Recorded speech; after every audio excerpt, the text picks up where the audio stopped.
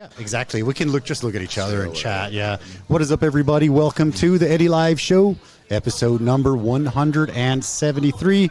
I'm here with my good friend Girish, and I forgot to ask you how to pronounce your name properly, your last name. Yeah, exactly. That's one question that I get a lot, Eddie. I bet. I was like, that's the first thing. Don't I'm glad that you have asked it on air right now, so that probably many of the other people would get it right as well. Please let us know. How do you pronounce it? Hola, amigos. So my last name goes Hiranandani.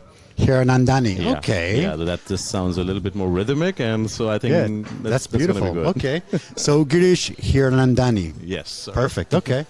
No, because when I put the name out there, I was like, make sure you ask him before you go on how to pronounce the name. But of course, that's the one thing I forget. Yeah. All right. Beautiful. All right. Let us know how the audio going, guys, and let us know about the video. It's the first time we're streaming in 4K. So beautiful, man. How's business? How's life? Thank you for having me over here, Eddie. First of all, I think I have to first of all extend you my heartfelt gratitude for having me over for this all-important podcast of yours. Everybody wants to be a part of Eddie's podcast. That's what I hear. And a little bit of Spanish to begin with for you. How about that? Sure. Give me one sec just to make sure that we're up here live. And I don't see it. Sorry, give me a second here. Go ahead. We should be live. Are we live? I don't see it.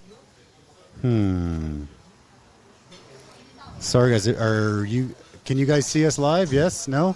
Looks like we're live on Facebook. Yeah. Looks like we're live on Facebook, but not sure if we are live on YouTube, which is strange. Anyways, let's just keep going. Yeah, sure. Okay, cool. Sorry about that, man. Absolutely. I don't know why it's not live. It's a little glitch. That's anyway, right. just keep going. We're good on Facebook. The link is gonna go on, and it's all spread. good. It's gonna spread. There's no worries. Sorry, brother. Yeah, let's go. Let's go ahead. Okay. Boom. Yeah, go for it, man. All right. So basically, I think if I'm coming to Eddie's casa, then I have to speak a little bit of Spanish at least. Please do. I'm always amazed with your Spanish. I can boast a little bit that I learned a little bit of this culture of yours. So, el día hoy es muy feliz para mí porque yo tiene esta oportunidad. Okay. Si puede hablar con Don Jefe, Don Eddie. Oh, man. Muchas gracias. I just want to make sure. Are we good? Yeah? Sound is good? Looks good, sounds beautiful. Okay, awesome. All right. For some reason, the YouTube one's not working, but it's okay. I'll put it to YouTube after. Sure. It's all good. No Beautiful. Okay, awesome. Man, so you need to tell me, how did you get, the first time we met, you spoke Spanish to me, and I was kind of like, what? Yes. It was so good. So that was way back, and now you've been in Taiwan, you were telling me, for longer than me. So let's take a little step back and say, originally, what was it that brought you to Taiwan? Okay. So here's how it went. Basically, I come from a family of doctors. Okay. I'm the only one who's not a doctor. Okay. Yeah, thankfully. Really? Okay. Thankfully. Okay. Yeah, I think Smart I saved family. a lot of lives. Okay. I saved a lot of lives by not being a doctor at the same time. Okay. So I was doing my undergrad in science as well at the same time, and I kind of had this opportunity to join my uncle, who was already a trader over here into international trade. So that's what brought me to Taiwan, to join him in his exports business, and which was mainly focused towards these areas in Caribbean and Central America and South America. Gotcha. And hence the Spanish. Because once I joined him, I started traveling around, I started going and meeting up people over there, and that kind of gave me that much more exposure to be able to speak in Spanish at the same time. Gotcha. English was always checked, and then we had Hindi was always a check. So that's how it happened. Came to Taiwan, joined the exports business in spite of having a science background, so you can see that was like totally two different areas. Yes. Confused. Yes. No, Very confused, It's crazy because usually, so you learn Spanish. Yeah. It's very different from your own language, right? Right. Yes. Well, obviously, you guys learn English. You learn English in school, right? Correct. But how many languages do you speak? before I start. Yeah. If I might say, like, in a way of, like, not fluently, but I would say, like, English would be good, Hindi would be good, Spanish, the way I speak, if you call it good, it's good enough. Then there will be like 2 or 3 dialects from India as well. That would be the Marwari or Rajasthani, as we call it. Okay. And a little bit of broken Punjabi. And, and a language called Sindhi, which is what we are. Which is my caste, you can say. As we know, that in India we have many castes and sects. Yeah, exactly. I don't know much about that, but I would love to know a little bit if that's not crossing the line. About it is. It is absolutely. Stuff. The caste stuff and everything, because we kind of have that. Always have had that different sects in India at different provinces. We're coming from different. We hail from different areas. Yeah.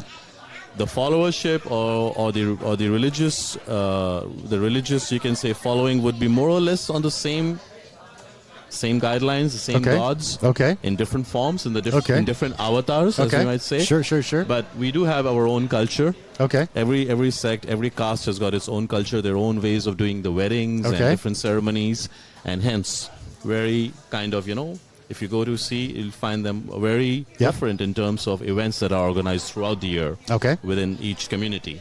We could say community would be a better thing on that. Okay. Yeah. So this is how it works. This is how it's been working since centuries, and this is how it has been, and even now it just continues. Till now, right? Yes, it does. Okay. It's just that with the arrival of information and technology and the world kind of shrinking, with YouTube and stuff and all, you will find people mingling. You'll find like people from different castes mingling around a lot more, even intercultural. Okay. So that way, you can find more of intercaste marriages now as compared to before. Before it was just like... Before it was like you're going to look within your own community and you'll find some girl from that.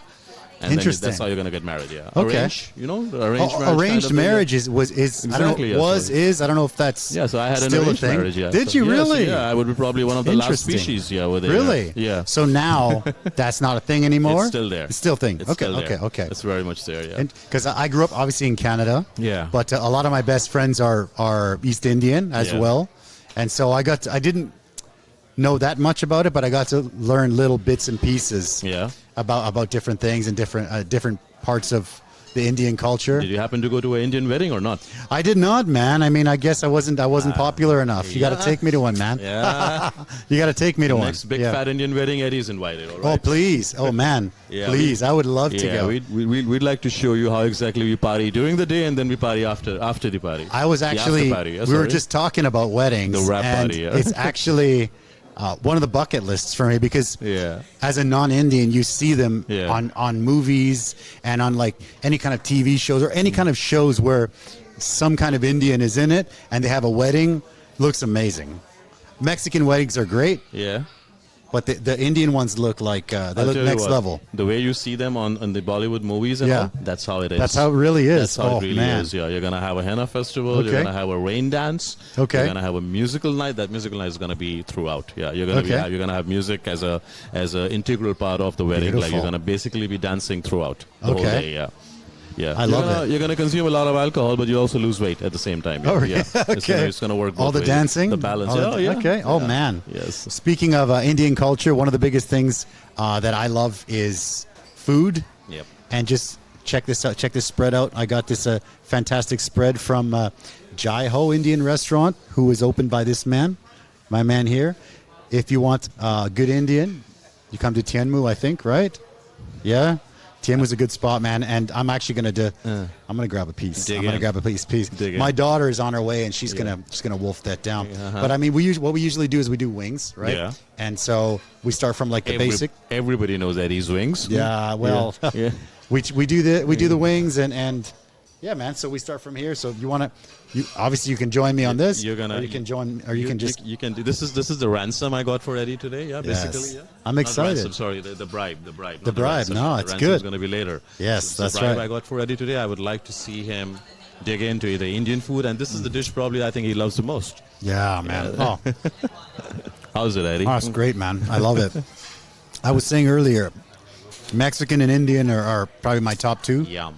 So that's the buffalo. That's the basic buffalo, man, and it gets spicy by the end, but that's just the chilling one.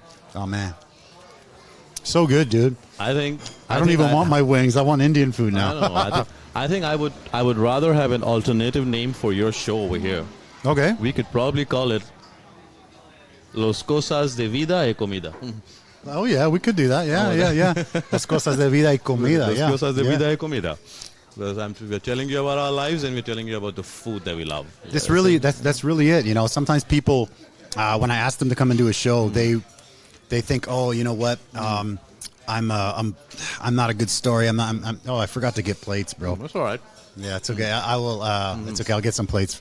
They say, oh, maybe my story is not interesting, but I think that most people have a great story to tell. Yes. And I think that us coming from small towns in a different country, coming to here and coming in at a young age and almost growing up like adult life here. Like I've been here for just over 20 years, and I'm 44, right? So I'm almost like 50-50. Yeah. But my adult life is pretty much all here. Yeah. So people ask me about Canada, and I don't even really know anymore because I live here, right? Ask me about here, and I'll tell you. I'm sure your visit to Canada, if it is on the cards, Sure. like once a year or even once in 2 years. As a single guy, as a single man, It's more like a vacation. It is like This a is vacation. home now. 100%. It's pretty much home. So when you go back to India, in my case, in Canada, in your case, it's basically always a vacation. Yep. That you go back there, reconnect with people, have a couple of reunions, do your shopping or whatever you want to Yes. get. Come back here. Get the foods you miss, get to see the family, right? Exactly. So that's the scenario. Rita, 可以给我小盘子吗？没有。Yeah. Man, So brother, so good. the story that I have is pretty much Yes. similar to yours. Like when Yes, I so tell came me. here, I was like 21. Okay. And now I've been here for like 28 years now. Okay. So very similar to you. I'm 49. So you're pretty much on the Looking same... good, brother. we're You're on the looking same- good. Yeah. Everything on the same range and the same, the same kind of lives, particularly because we came here with a different set of idea for how we're going to spend our life over here. How long? How old did you say you were when you came? 21. 21. Fresh out of the college. Damn, Absolutely okay, you got fresh me out of the beat. O1, yeah. I was like 20, 23. Yeah. 21. Man, you got me beat. Okay, keep going. Sorry, go ahead. So we just arrived here and like kind of having dreams of having a better life and, kind of making a name for ourselves. Yes. Getting to learn something new and getting better at it. Yeah. That was the idea. And that's how it kind of progressed, luckily for us and for most of us, and for which we are grateful to Taiwan. I think this is this one place that actually really made us feel at home. One of the most convenient places that you can ever stay in. Yep. And it gave us all those opportunities because of which you could open this restaurant and I could open this restaurant and give a glimpse of our cultures to all the people around here in Taiwan. Mm-hmm.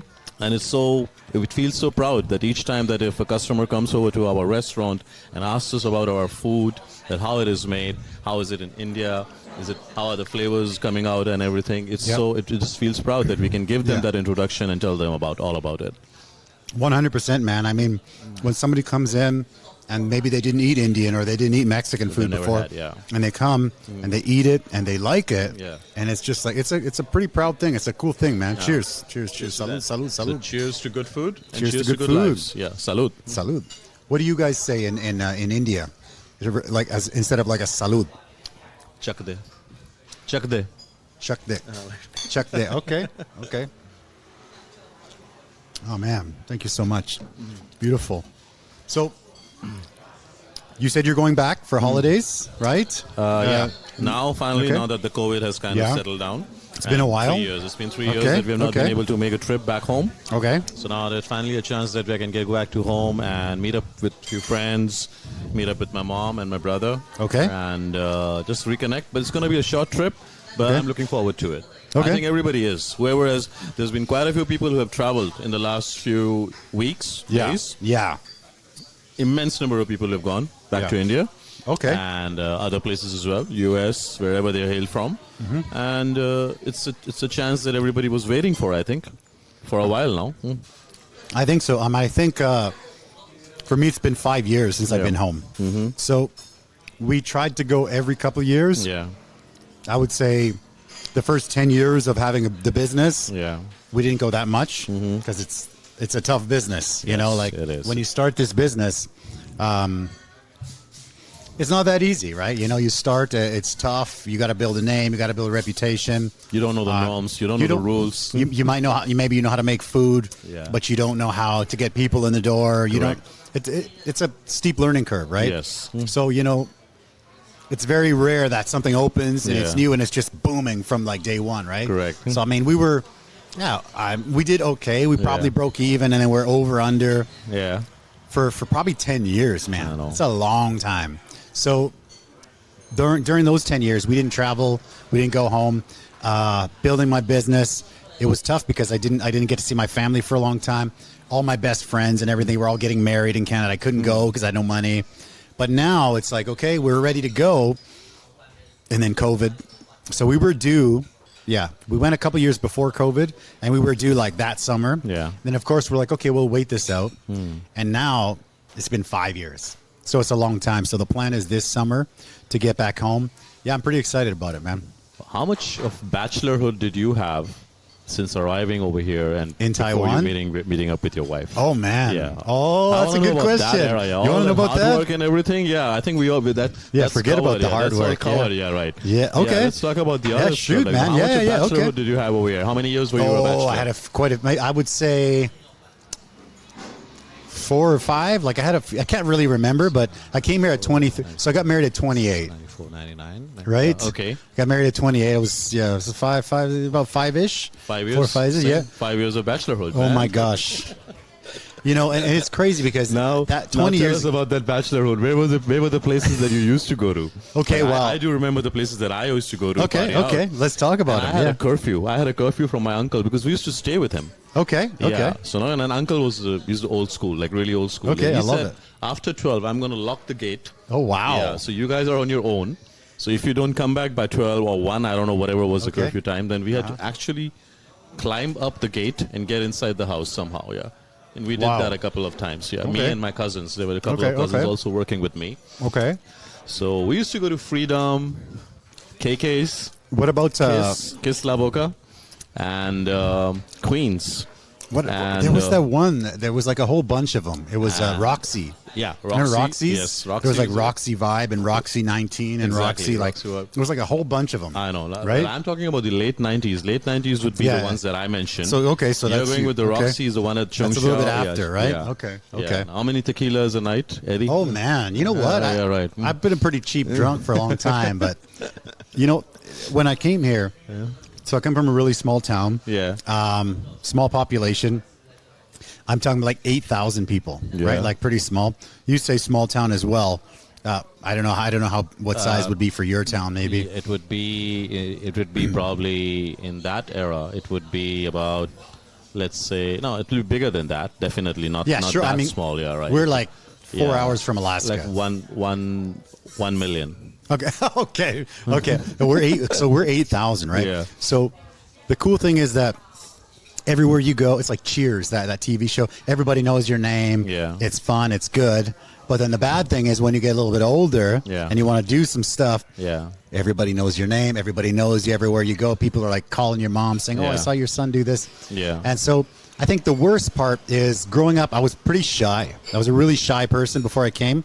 And nobody believes it. Nobody believes it. No, I know. I find that hard to believe. Yeah. You are projecting that image now. Yeah. That we know that. Yeah. There you go. He's really very shy and all. So I was before I came. I think underneath there lies a different layer. You know, you got to peel them one by one. Peel the layer, right? One by one. Yeah. Exactly. So we're peeling Eddie today. All right. That's it. Hashtag peeling me. Yes.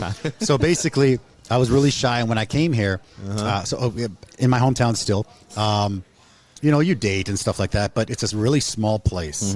So if, let's say, you like a girl, and you would know probably the last 4 or 5 of her boyfriends. Yeah. Oh, so you know everybody. Everybody knows everybody. And it's going to be a headline. Yeah, and it's a headline. Okay. And if you like somebody, and if you get rejected by somebody, that's a headline. That's a headline also. So it's like everybody knows everything. All right. Right. So growing up like that, so being somewhat shy, who got hooked and who got dumped? Exactly. Both ways. It's like on the front page, basically. Awesome. It's a crazy way to grow up. It's fun when you're a kid, but when you're like, when you actually like, you kind of like a girl or something, it's tough. And then back in the day, you know, you need to think of a pickup line, or you need to think of some kind of introduction, icebreaker, right? And then, okay, there's that. Whatever, you get used to that. You know, you get, you know, you do what you can. Not complaining. I had a good time. Yeah. When I came here, like I said, I was 23. I was, you know, pretty good shape. You know, I came here. I was teaching a little bit. I was coaching soccer, making pretty good money. For me, it was great money at the time. And then just a single guy, not supporting anybody, living in like a crappy little apartment because that's all I needed as a man, just like a studio that cost like nothing. And there was still a Blockbuster Video here at that time. Blockbuster Videos, right? Yes. So nostalgia, man. There you go. Nostalgia. That's Blockbuster Video. So KPS and was KPS or what? KPS and Blockbuster, two of them. Oh yeah. That's right. Yeah. Each other, yeah, right. And the funny thing is, when you would go to a computer market, you could pretty much buy any movie on VCD. Correct. Right? You walk down and there'd be pirated VCDs everywhere. Remember CDs? Which was amazing. Guys? Do you guys remember CDs? The round things that we used to put into devices and watch movies? Yeah. Yes. Talking about that. I didn't even know about VCDs until I came here. Yeah. So anyways, so basically things were good, but everywhere you would go at the time, people would kind of everyone talks to you, like every girl almost would talk to you, because maybe there wasn't too many foreigners at the time, but I mean, everywhere you go to like a Blockbuster Video, two things would happen. There would either be women talking to you, or people were offering you English teaching jobs. And it's just like everywhere you go, they're like, oh, you teach English? I'm like, I can. And they're just like, okay, well, what do you want? How much do you want? You come to my school. And I'm like, I kind of just want to rent this movie and go home and watch it. It's a good thing they didn't see our grades, of our school grades before that. Exactly. How were your grades? My grade, guess, man, awful. Must be good, man. Good. Come on. No way, dude. That won't be the reason that you came from Canada to here. Would that be? No. No. Definitely, the grades. The grades weren't good. Yeah. You have to check Facebook. It's too late. It's been already 30 minutes. So basically, the grades were not good. Grades were not good. That wasn't the reason I came. That was just I wanted to get out of Canada, do something different. So how did Taiwan come to your mind? So one of my best friends growing up was his family was from here. Okay. So we used to exchange lunches when we were kids in elementary school. Awesome. And it was good. I love Chinese food. Yeah. Everything was good, man. Right. So I thought, you know what? One of my friend's older brothers had come to Taichung and taught English for a couple of years. Then he went back and he's like, this is great. So I thought, okay, I want to do something different. I actually was going to be RCMP in Canada, and I got all the way to the very end, failed the final interview because I was too young. Okay. They said, go get life experience. So I thought, okay, I'm going to come to Asia, try something different. And then plan was to stay for 2 years, get some life experience, and go back, reapply, because you can't reapply for 2 years. All right. But then I came here, and it's like, this place is great. All right. Everywhere you go, everybody's like, let me take you out. Let me buy you this. Let me buy you that. They kind of absorb you completely into the culture and everything. And they have nothing. They've got no kind of you can say judgmental issues at all. Like, okay, you want to have a drink, have a drink. You want to have our food. Exactly. Yeah, and helpful and everything. We have all been there. We have all seen that part of Taiwan. And beautiful women. Right, beautiful right, women. Beautiful women. Totally. Yeah, so totally. Here we go. So we're good on Facebook. Yes. Sorry for those of you guys. I don't know what's going on with YouTube. But we're good on Facebook. Yeah, we're live on Facebook. All right. I will upload it to YouTube right after we're done here. But yeah, so we came here. So Went women. It was great. I had a great time in the bachelor days. Everywhere you go, everybody would be like, hey, want to hang out? And I was like, yeah. I had long working hours because of joining my uncle's firm. Okay. That was a pain. That was tough? It was really a pain. Like, I mean, like, I'm talking about getting off at 10:30 at night. And then going home and having dinner. And then you're off to sleep because you're going to start again at 9 in the morning again. Oh, wow. That's tough. Yeah, that was That's tough. tough. Yeah. So it was office job, but then because of probably catering to the markets, which were like absolutely on the other end, and exactly 12 hours away from us, 13 hours away from us. Okay. So the night factor used to always be the communication time. That makes sense. And there was no emails or WhatsApp at that time. It would only be the faxes. It's crazy. Yeah, I remember the fax days. Yeah. You're going to use the fax to convey the information, and so this was one of the things that like kind of I did feel like, that if I could have had more time to have more fun. Like whatever fun I had was good and fun, but probably a little bit more. So that was there, and then out of like any kind of expectation that totally not expecting it that I'll be getting to have any kind of sports over here that I used to love to play in my university days over there. I used to play table tennis on university level, which was national level. Oh, wow. There. Okay. Yeah. Okay. I used to train for 8 hours a day. Okay. And if you play for the university team, at that time there used to be a provision that you will get 5% extra on your score. 5% is a lot, yeah. Oh, so nice. If you score like 65, you're going to be 70. Oh, that's 70, nice. You're going to be Okay. 75. Okay. So I used to play for the university team, into university level. And then cricket, it's in our blood. Yeah, of course. Yeah. I think my introduction picture basically shows your introduction. I got a picture. So, hold up, check this out. Yeah, so there's the cricket. That's in our blood completely. And so finally, in 98 or 99, I got to play cricket over here on an amateur level, on a club level. And I realized that we have 3 or 4 teams on the island which can actually have a triangular tournament, and then it became 4 teams. Okay. Became 6 teams. Really? As of today, I think they have around 16 to 20 teams on the island. Really? Yes, exactly. And is it mostly Indian, or is it like a big mix of Taiwanese? You got like Australians, you got South Africans, Really? you got English, you got Beautiful. you got Sri Lankans. Okay. And India, of course, Pakistan. Of course. Okay. Definitely. Okay. Has to be has to one of these 2 countries. New Zealanders. Okay. Yeah. People from New Zealand. So now it's got like all a nice mix, a nice blend. Beautiful. Yeah. So before it was like one team would particularly have countries from people from one country, but now it's like kind of a nice blend that you have. Okay, that's cool. And yeah. so What's up? Oh, my wife's watching. Yeah. So there you go. I know, it's fun. Okay, it's good. Okay, perfect. There you go. Hey, some of this is for Aaliyah. If you guys take too long, I'm going to eat it all. Okay. That sounds like a threat. It is a threat. Joe, Yeah, that sounds like a threat over there. Threat, yeah.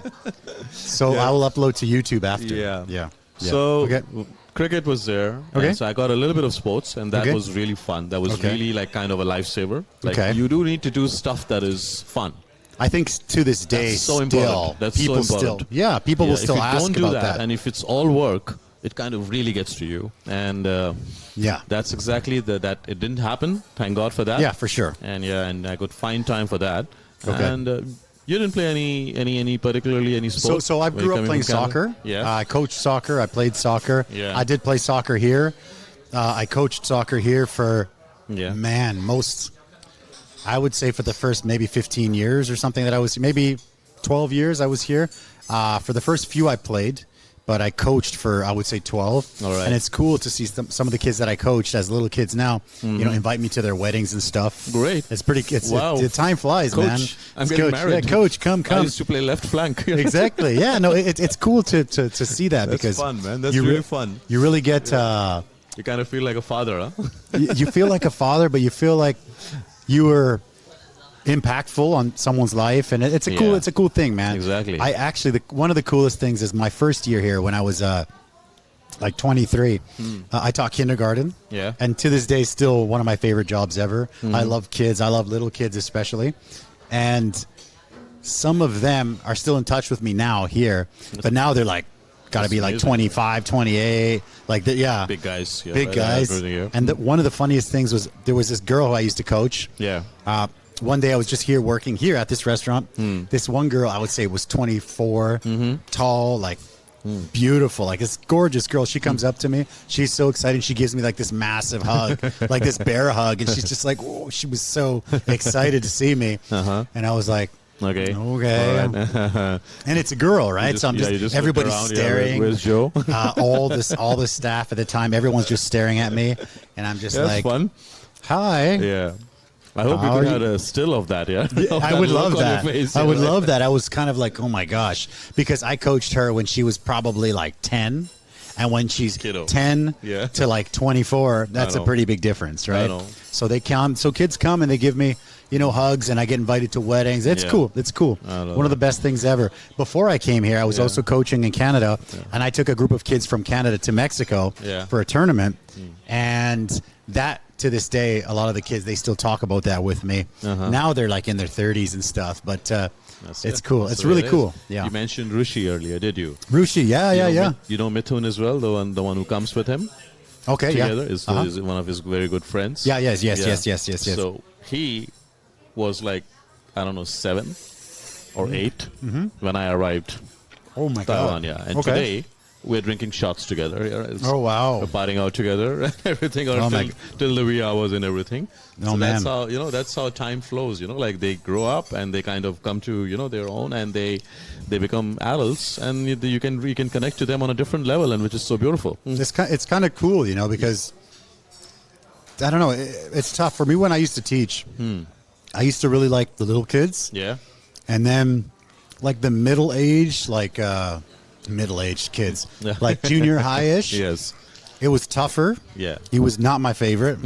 But then when it gets to high school, it's great again. That's when all the metamorphosis is going on and the changes are coming into effect. Exactly, yeah. It's the opinion that is being developed, like the Exactly, yeah. And it's like these guys, what I found is if you treat them like adults, like people, not like some dumb kid or whatever, it's great. You get respect. You get a really good relationship going. They're really happy with that. When they're really little, you take care of them. You have fun. You have a good time. Again, great. Yeah. But in the middle, like I would say, junior high-ish, that's tough. Right. Because they're kind of making that transition. Yeah. And it's like, okay, open your book to page number 25. F you, teacher. And you're like, here we go. So but when they get older and you treat them like adults, it's great. I know. So I've always been really good with kids. I've been coaching soccer myself, volunteer, since I was probably 12. You're still doing it? No, I'm too busy now, man. Yeah, my daughter doesn't really.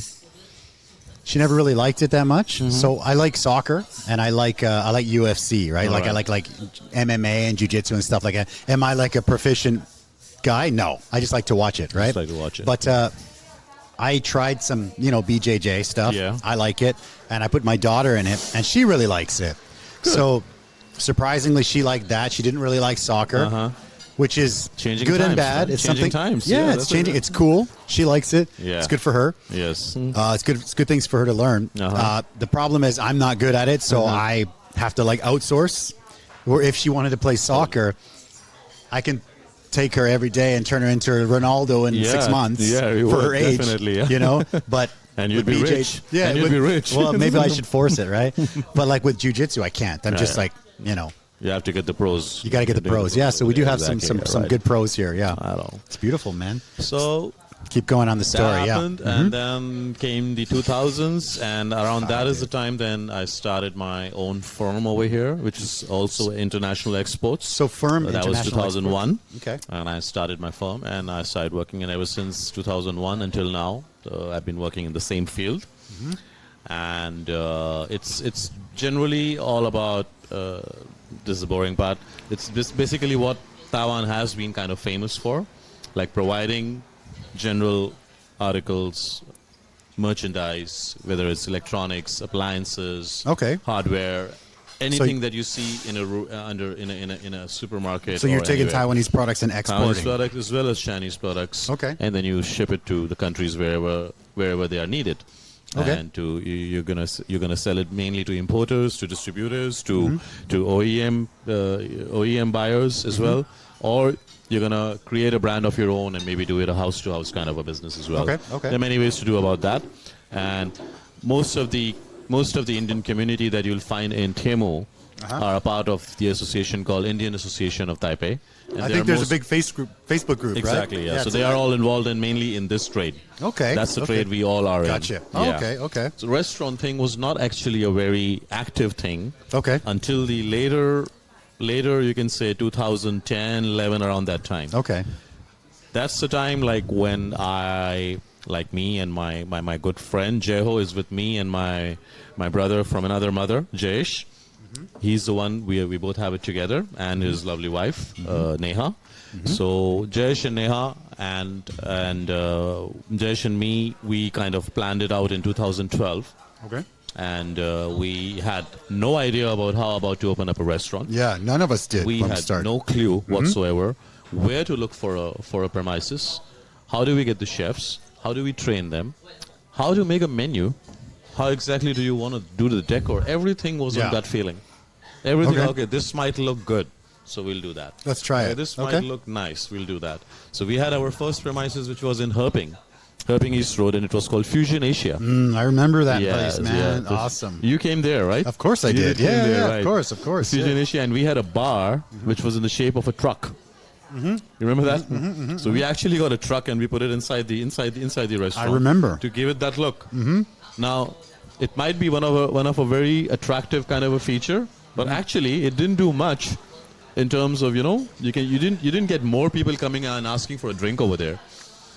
So sometimes you got to learn by experiences. It did look fine and it did look nice. It was an attraction for kids. Yeah. So would probably sit inside and try to kind of. So this is how it started off. I think you live and learn when you're building. Exactly. When you're building, yeah. But on this note, I would also say I'm absolutely and fantabulously lucky to have a guy like Jai, with whom I have done this venture, and Neha, because one of the best people that I could have joined hands with to get Indian food. It's tough. Indian food. Kind of giving a glimpse of Indian food to the people that we wanted to reach out to. And these two are wonderful, wonderful people that I have in my life, and very thankful, like a lot of gratitude to the Almighty for having these people in my life. Right on, brother. Yeah. It's really important to have the right people around. Oh, yes, absolutely. Golden heart, both of them, completely. Because one of the reasons is it's tough. It's going to get tough. Yes. There's going to be days when there's no money in the business, or there's problems and there's things that need to be fixed, and you don't know how to do it. Maybe they know how to do it. Yeah, you got to. It's a roller coaster. You got to go through all of it together. Just a quick thing, like for me, when we built this restaurant, this one for sure for us is kind of our third iteration of the restaurant. Okay, and it was it's for sure been the most successful one. But it's funny because, like when we come in, we have the sofas, right? The couches, and then we have the low tables, and then the high tables, and then the bar. So in my experience, especially from before, but to here as well. Yeah. For example, if like a foreigner, expat Canadian like myself or American or somebody comes in, they come in, and it's like number one is bar. They want to sit at the bar. Yeah. 2 is high table. Uh-huh. And then 3 is either low table or sofa. Okay. Right? And then if Taiwanese come in, it's completely opposite. Different, yeah. Number 1 is the sofa. Number 2 is the low table. Number 3 is the high table. And if it's really, really have to, then they'll sit at the bar. Correct. If it's like last, they want tacos, but they don't want to wait for a table, they'll sit at the bar. Correct. So it's a very, very different thing. I know that. And that's probably similar to your indoor bus thing. They want spacious things, they want spacious tables. Yeah. Because especially when we do a spread, like how it is over here. Of course, these it's are beauty. Like just 3 things. Yep. But if you come to the restaurant itself, and you've been there so many times, we have like 35 different versions of curries. That's, man. So if 6 people come and that you can change a curry every day for a month over. Exactly. Yeah. Like beautiful. All 35 of them are like kind of available at all times. But this is what you got to. Here's just a quick pop-up thing, but I'll forget. Yeah. You do like an Instagram post with a different curry, the curry of the day, boom, boom, boom, boom. And then the next month you start it again, right? Again, yeah, that's exactly. Cool. Yeah, that's really cool. Or a different kind of a starter, an appetizer that has kind of popped up, a new one or exactly. something. I just, because I know Taiwanese love curry. I actually kind of created a food album. Oh, really? Okay. That, a while ago. And good. Our manager is Mary. Okay. You met her. Beautiful. Yes, she kind of started contributing to it. Jai started contributing to it. Awesome. And, we kind of started telling them that, okay, you got to do more of these posting pictures kind of business. For sure. Because social media is the thing that's driving the businesses over here now. Exactly. And it's funny because we are weak at it, actually. We really are weak at it, yeah. No, well, the funny thing is you just have to learn it, and you take like a Facebook course or whatever. But actually, me looking at other restaurants, I can be like, I got ideas. True. But then for my own one, I have no ideas, because you're just like, oh my gosh, I've tried everything. That didn't work. This didn't work. So it's like, it's really... It's easier to be outside saying, hey, you should post curry of the day, but then when you come in on yours, it's very hard. We should make on a your pact, own. Probably I should find the ideas for your restaurant, and that would be perfect. Ideas for my restaurant at the same time. That sounds good, man. Because that's gonna work. That's gonna work, man. Yeah. Yeah, because when you're doing your own business for so long, it's just you just get overwhelmed, and then you're like, okay, wait a minute, business is good. Yeah. stable, income's good, everything's good. Okay, don't touch anything. But so it's crazy. It's crazy. Frankly speaking, ideas do pop up, and they pop up at the wrong time, I think. Sometimes when you get the idea, you're not in the right place to kind of execute it or implement it. Agree. Like, it would pop in probably when I'm in the office working on some kind of inquiry which is for the exports business, and at that time I'll think, oh, we could do like this. Yes. All right, you know what? When I'm going to go to the restaurant next, I'm going to do it. I'm going to do it. That thing like kind of, just flows away and, in somewhere else. I always read that, Hemingway, right? Yeah. He used to keep this little book. A diary. And they call it a Hemingway book, right? And he would just keep it in his pocket. And when something would pop up, he would just... And I've been thinking about doing that for like a decade, and I haven't done it, Sometimes when you wake up, you have this weird dream, and you're like, oh, my God, that's the perfect idea. It's like a Seinfeld, like a comedy skit, right? And then you're like, I got to write it down, and then you don't. I'm like, oh, this is such a good idea. For sure I'll remember. And then you wake up, and you didn't even know there was an idea. Yeah. It's crazy. It's crazy. To all our viewers, I think the very reason smartphones were created was because of me and Eddie over here. 100%. Right, yeah. We got the Notes app because of me and Eddie couldn't contain the ideas long enough to implement them. Yeah. My so especially if you guys have any kind of tools that might help us to retain the ideas for a longer period and then really executing them, please do reach out to us. Yes, please do, because you know what, it's crazy that you just have these great ideas, and then I will forget 8 out of 10 of them. I will forget for sure, and it's crazy. And then you'll tell, or you might even mention it to one of your staff, right? And then like 6 months later, they'll be like, hey, what about we were going to do this? What happened? I'm like, whoa, you have to remind me.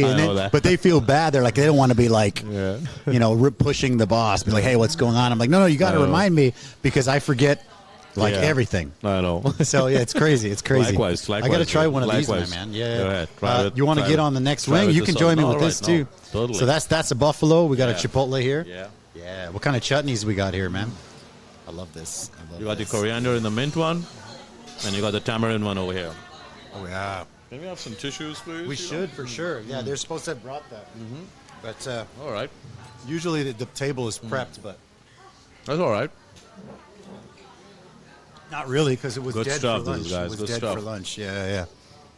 All right. So being at Eddie's and being on Eddie's podcast, this is a pleasure that is granted only to the very few lucky.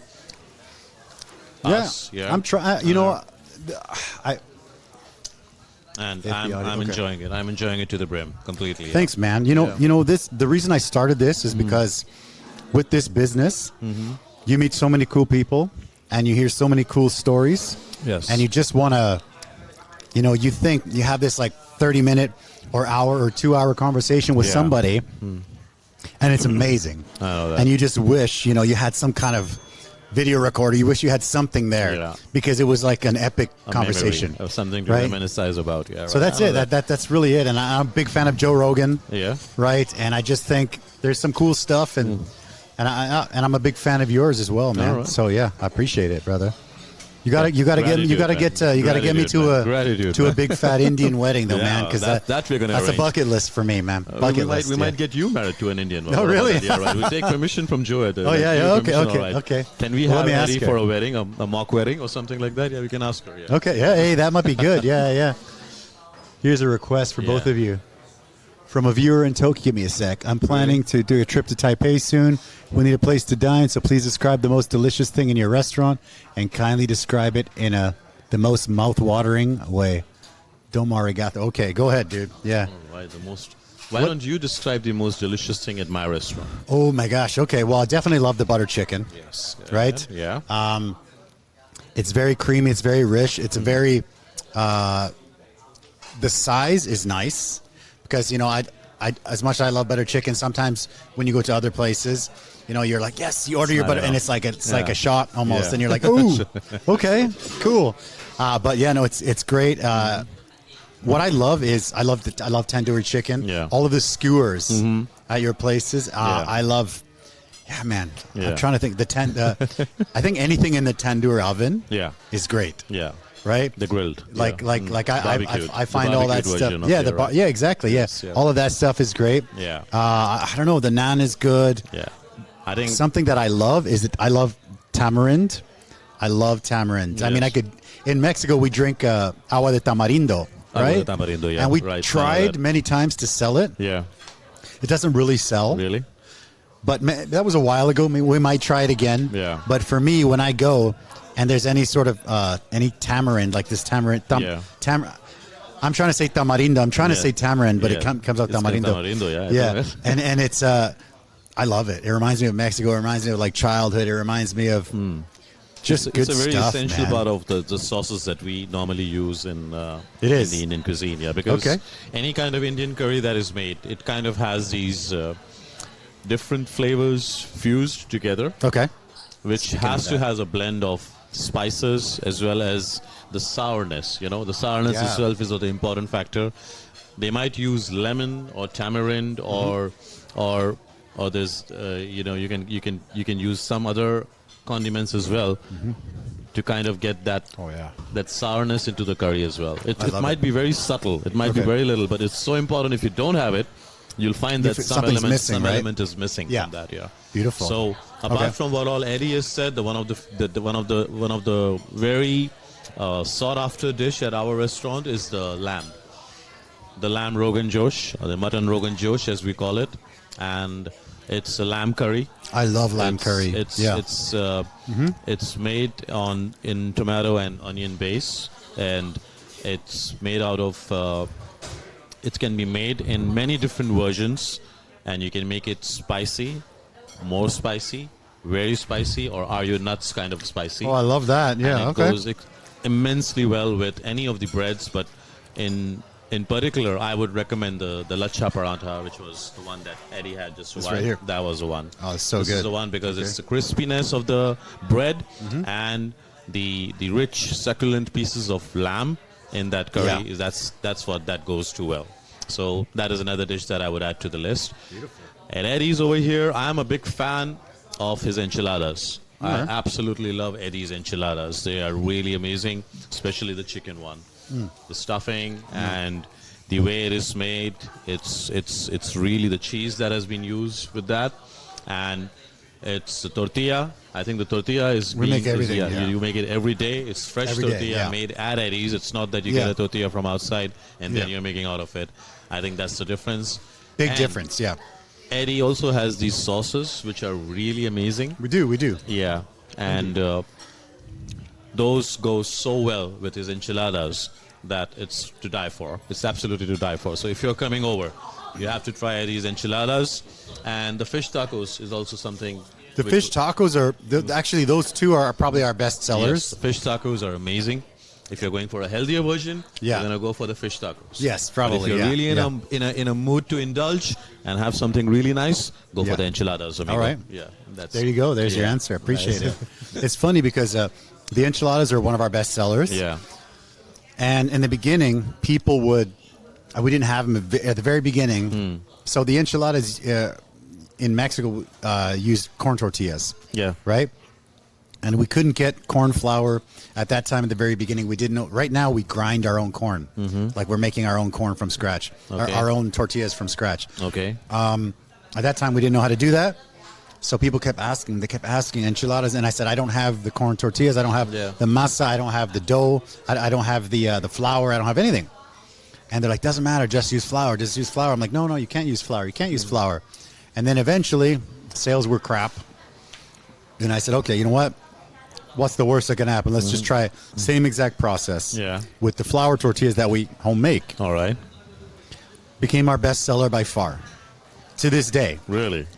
The best seller with flour tortillas, right? Because was it accepted in here much better than it is compared to, because I do notice that the enchiladas that I have back in Panama or elsewhere or there's in Mexico, probably corn. There's corn. So we didn't have that, so we tried flour and it became our best seller, and we're like, okay. And the funny thing was, the extended version of the story was when we were able to get the corn, I switched it to corn. Okay. And then the sales for the enchiladas went it became one of our worst sellers. Really? And people said, what happened? So to go back to flour then? I'm like, no, it's supposed to be with corn tortillas. Yeah. And they're like, no, it's way better before. Now it's no good. And so we switched it back. and now it's like now it's back to the top. This was years ago, but it's been one of our top sellers for years. So the flour tortilla enchiladas are one of our best sellers.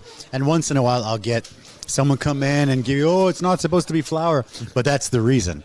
You can get corn if you want. Now we have both, so you can choose corn, but not even 9 out of 10, man. 98 out of 100 of them will be flour, and everybody loves them. Yeah. And if you want corn, you can ask for corn, but everybody wants the flour. Really? It's crazy. So there is a corn flour. There's a corn version, corn enchilada as well available. Yeah, but try one of those, man. It's good. It's good. I'm gonna try one of those. But but people will come in, they get the flour, and they're like, wow, this is awesome. It tastes. Some people say, oh, it tastes different, but tastes better than what we get over there. But actually, it's actually the wrong tortilla. Yeah. But it became our best seller. So That's what can you do? You know? Eddie, Yeah. you are a chef. You do cook, right? Yeah, You're the one who set up this whole thing, right? Yeah, we started with a stand. So you are a chef, and I am not. Thank God for that, right? Okay. All right. So you were a chef, and you started this whole setup. But I've been to your first one that you had, which became Danshui? Pita Bar later on, and Yes, that one. Yeah. And the first person that I actually communicated with and ordered for was from Joe. Okay. She was at the counter at that time. That's when I realized that, okay, now this is a Mexican restaurant, and I came there with my family. Yeah. We all enjoyed it so much. The lemonade was amazing. Okay. I remember the lemonade. It was really awesome. Okay. And then we got these salsas, and we got those chips and the nachos and all. And we were blown away. Okay. Blown to bits. Said, oh, this is so amazing. This is so delicious. Thank you. Yeah. And I'm even aware of all the problems that you were having at that particular premises. In terms of neighbors sustaining over there, the neighbors and all and everything, which thankfully now we don't have that issue anymore at all. Yes, fantastic. Yeah. So you met Joe. Where? Yes. Where did you meet Joe? So I was one of my best friends and one of her best friends were dating, and they had a birthday on the same day. All right. And so when they had like a joint huge birthday party, they introduced us. Lucky for you. It was great. They introduced us. Yeah. And we were friends for a long time. Like I had dated other people. She had, dated before. And we were just friends for years. Yeah, right. And then it's a funny story because it got to this point where we were hanging out and I liked her. She liked me. Yeah. We were both single at the time. And the topic of marriage came up. Yeah. Right. And I was thinking to myself, this girl's amazing. How come she's not married, right? Yeah. And I asked her, I said, "What's going on? How come you're not married, right? What's going on?" And she said, "Well, nobody asked me. Nobody wants to marry me," type deal. And I was like, "Yeah." It's just like this light bulb was like, "It's a sign." Why would it's a sign? That doesn't make sense because this girl's amazing. Why would no one want to marry her? I'm like, wait a minute. Eddie to the rescue. Why don't I marry her? This is great. I'm like, why don't I do it? This is great. Yeah. So it was good. I actually. So you proposed there and then? No, I went to a visa. I went to Thailand. Yeah. I was planning this visa run or something to Thailand, and I said, you know what, come with me. Yeah. And so I got a ring. And I took her to like the beach in Thailand and proposed there. Romantic, man. That's great. And I even asked her dad's permission before. I'm gonna propose. Can I? Yeah, like I did. That. But before I proposed, before I went to Thailand. That's a nice story. I asked her her dad for permission. All right. And he was like, yeah, it's great. And it was cool. Was she passionate about the Mexican restaurant business? So you know what? We were both teachers at the time, and the reason this started is because you say like I'm a chef, but actually I just cook with my mom. Yeah. So like it's hard to call myself a chef. So I just cook with mom, man. Like I'm not a schooled chef. I didn't go to school. I didn't do any of that stuff. I just cook with my mom, and I love my mom's food. That's great. And so my wife also loved my mom's food. Yeah. So her dream was like a coffee shop. Okay. Right?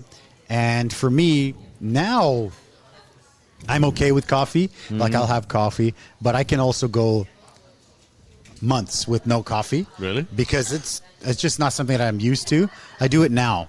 just because I'll have a coffee. It is what it is. Don't they have this culture of having cortado or something over there in Mexico, or is it more towards the South American sector? They do have the culture of coffee, but I was raised in Canada, right? So I was born, but right. In Canada, I was always like trying to be like this health nut and stuff. I don't know. I just never really cared too much about coffee. Okay. And so I told her that if we do a coffee shop, for me to be like, doesn't know anything about coffee, all of a sudden I'm the coffee connoisseur. The barista. It's really, it's an art. It's really fake, and I really, I'm not. I can't be fake. I really, I don't know. I have no reason to lie, so I just feel I don't want to live a lie. So I said, but you know my food, you know my family's food, and if you want to try that, let's do that. Okay. So we opened a stand in a night market. Okay.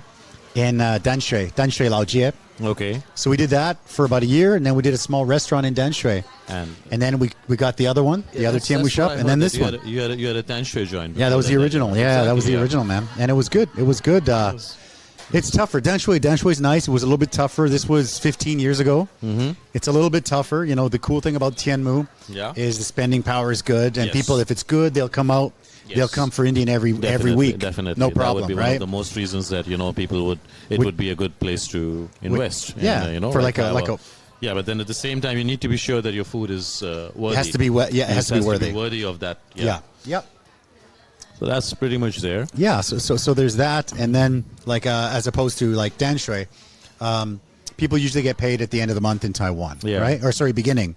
Mm-hmm. So at the end of the month, at least 15 years ago in Danshui, it would slow down, and then when you talk to other business owners, it would be like, "What's going on? How come it's so slow?" And they'd be like, "Oh, yuedi, end of the month," and then which means there's no one has money at the end of the month. No tenemos plata, yeah. So people would be like, "End of the month," and then it gets to the end of the year. Yeah. Oh, Niandi. Different reason. Niandi. And then just like, oh my God. So it's like Niandi, Yuedi. And then, but when we came to Tianmu, there's no Niandi. There's no Yuedi. Yeah. So, So we actually want to expand, get a little both. You want to expand. It's tough, though. We've had 2 restaurants twice, and just before COVID, we shrunk it back down to 1. And we're pretty happy with 1. But I think the timing was perfect in that sense. It was good. It was good. Yeah. Say that. But I still want to take, this year, last year and this year, I'm really tightening the screws, right? Do you want to come and serve yourself, or I do it? Hi there. Yeah? You say hi? How are you? Good. Sorry, my daughter. She needs that butter chicken. She needs that butter chicken. Right? Absolutely. So So basically, at the end of the month, it would be dead there. But here, there was never that problem. Yeah. But so my plan is to get this year, before I go to Canada, just really tighten the screws on everything. Yeah. And are you traveling this year? Yeah, I'm gonna go home for not for the whole summer, but I'm gonna give her 2. Yeah, there you go. Good. Thank you. Welcome. Enjoy. Bon appetit. She loves it. Yes. She's been basically drinking butter chicken since she was 1. Yeah, she loves it. There you go. So basically, I got to get back, and I got to really. Things are good already. Yeah. I could go now, but I want to get it to the point where it's like. The dream point where you don't have to come in. I love coming here. I come here every day. I'll do it forever. But I would like to get it to the point where it's pretty much there. That it just goes on autopilot. It's just autopilot. It's kind of autopilot feature. Yeah. Right. And I want to expand, and I want to do more. I know that this concept could work well in different cities in Taiwan, different areas. I can totally relate to what you're saying because at one time we had 5. I didn't know that. Tell me about that. Oh my gosh. We had 3 food courts. Okay. I do remember the food courts. 2 restaurants. Okay. And all of this was running simultaneously. Unbelievable. And did you have a central kitchen, or how was that? It was not easy at all. It was I know. really tough. So we had a food court at the Breeze Center, that is opposite Taipei Arena. We had a food court at the Core Pacific Mall at Pata Road. And the 3rd food court we had at the food court joint we had at the Nehu, the Food Republic. Carrefour. I remember that one. Yep. Yeah. So we had these 3. In addition to the Fusion Asia, there was the original joint, and Jeho opened up as well in 2016. Okay. So in 2016, we had like these 3 of them. Core Pacific at that time was already wrapped up. Okay. We had like 2 of them. and 2 of these. So we did with 5 of them, but eventually, for us, Jeho was like the one that we really desired since quite a while. I remember you wanting to get into Temu for a while, right? No, the reason for getting into Temu was because we live so near. Yeah. It's huge. Like just like 1 lane away. Yeah. So it's so easy for us to, kind of maintain the things that we would like to maintain. Yeah. On a day-to-day basis. Yep. Because having to do 2 different kinds of businesses together at the same time, it's not easy sometimes. Like sometimes you're rushing over to the office, and then at the same time, you're trying to find the time space that you can even give some attention to your restaurant, which is so much required. And there's no way that you can completely leave it and not have feedback. For sure. Sometimes it's not the feedback that you're having from the customer, but even from the staff. Yeah, no, you for sure. You want to know from the staff that, hey, how's it going? Yeah, what do you think sells good? Exactly. Why do you think it sells good? And what do you think we can add to that? 100%. How's the flavor that they're liking? Do you want it to make it more spicy, or do you want it to add a different element to it? Yeah. Do you think you want to make a different set or something? That's how it worked. 100%. And when I say autopilot, I don't want to leave it. I love this business. Yeah. We've struggled to get. It's enjoyable. We struggled to get to this part, and now it's good. Now it's pretty good. Are we making like huge money? No, but it's pretty good. It's going pretty good. Yeah. Yeah, and I think what we've got, I think we kind of nailed it with this iteration of the restaurant. Yeah. We kind of a little bit of a Western feel, but Mexican food, and then the craft beer and the wings and stuff like that. I think we really nailed it there, and we really want to expand with that one. Yeah. Yeah, that's the plan. That would be good, man. Autopilot for me means it would be nice to have a bunch of Eddies around everywhere you go. That's the plan. I mean, that's what we want to do. Yeah. And it's not for ego or for money. It's just because we think that the legacy. We think it could be good, and I want it to be able to roll after I'm gone. Yeah, and the recipes should roll around at the same time. Exactly, Should flow around, And I think that I want to. I want to leave something for my daughter, if possible. Yes. Like I didn't come from very much money, and coming here, I didn't really have any money, and we kind of grew this from nothing, and to just work my ass off till I'm 70 and then close it would be a shame. No, I don't think that's going to happen with your joint. I don't think that's going to happen. So that my plan is, now that I'm still, like, I'm 44, I'm not a kid, but I still got lots of energy. I'm ready to do what I have to take it to the top. The way I see your establishment running, I don't think that this is going to happen. I think she's going to be more than happy to take over it. Thanks, as long as man. she has got even this much passion for food. Yeah, well, she loves creating food, or for like a little bit of foodie bone inside her and everything. Definitely, then she's gonna love to take over this and take it to the next level. Well, the foodie bone, food inside her, 100%. That's so. Good, when I would take her, to hear that, when I would take her to kindergarten. Yeah, well. I mean, did your kids go to any local school at all? No, they went to they went Tiger to Tots and stuff. TYPA. Yeah. So my daughter goes to local school, right? Yeah. I used to when I taught kindergarten. Yeah. They would always have like an IE, making the rice and all, just and all, and it wasn't great. It wasn't great, but so my daughter's kindergarten had a similar situation. So I remember many a time picking her up at like 3. Yeah. And she was just this little 5-year-old, 4-year-old kid. And I'd be like, how was your school? And she would look at me and she's like, I'm hungry. I'm like, okay, didn't you eat lunch? She's like, I couldn't eat that. Yes. She's like, I can't eat that. I'm like, okay, what do you want to eat? And she's like, okay, well, it's up to you. I'm like, oh, it's up to me. That is so cute. You're gonna love her answer. Yeah. And I would say, well, what are the choices? And she says, okay, we can go get enchiladas, or fish taco, or we can get American brisket. There you go. Or butter chicken. Yeah. These are the 4 things. One of our most valuable customers. Butter chicken. Aliyah. Yeah. It's one of our most valuable customers. And she's just like, or butter chicken. Yeah, so right. Let's go get butter. Exactly. She could eat butter chicken. She could drink butter chicken. I know that, yeah. She loves it. I guess next time I should bring it with a straw, probably. Yeah, straw. That's that. If you ever need marketing for your butter chicken, you just put a big pot of butter chicken in a straw, and my daughter will just drink it. Yeah. One over there. She loves it. Absolutely. So butter chicken, brisket, tacos. Did she ever try any of the other dishes, or she just goes for butter chicken? She does like the lamb dishes. Yeah, but she's She just the butter chicken. She just the barbecue section. She never tried anything. She has. She does. Tikka or the murg malai tikka. She has. We like to try different things. When you're coming over next time, you should try the mutton sheikh kebab. Okay, I will definitely. And the chicken sheikh kebab. Okay, try both of those. Okay.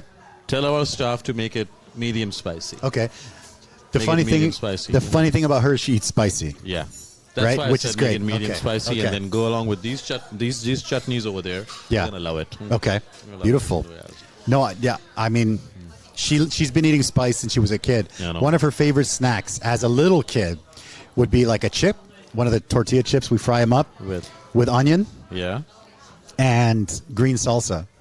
So she would just take a chip, snap a little piece off. Yeah. Stack a piece of an onion, a raw onion, a raw white onion, and a little green salsa, and snap. She would sit there for hours. Awesome. It's crazy. And then when her friends would come and see her, her Taiwanese friends, they'd be like, "Oh, what's that?" She'd be like, "Oh, it's delicious. Help yourself." And the kids would eat the raw onions, and they'd be like, "Oh!" They're screaming because they don't eat spice. And she's like, "What are you talking about?" So, papá, ella es una chica mexicana. Una chica mexicana. Exactamente, man. Exacto, man. Exacto. Salud, señor. So, do you like to run events? Have you had any?